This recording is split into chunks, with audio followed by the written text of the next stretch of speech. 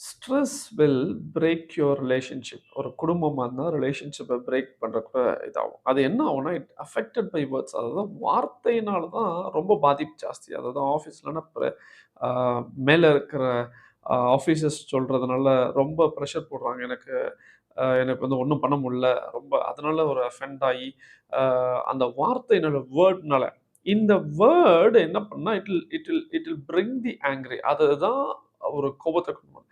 கோபம் வரும்போது it leads to the quarrel. அதாவது சண்டைக்கு நேரா மாறுது. அந்த அந்த குவாரல் நடக்கும்போது, it will show the ego. உங்களுக்குள்ள இருக்கிற ஈகோ வெளியில காமிக்கும். அதனால இது வந்து என்ன காமிக்குதுன்னா, நமக்கு கொஞ்சம் விஸ்டம் கம்மியா இருக்கிறத காமிக்குது. It it shows about your wisdom.